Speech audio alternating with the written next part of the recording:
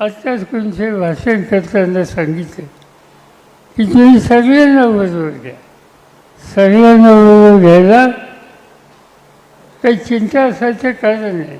पण सगळे म्हणजे कोण?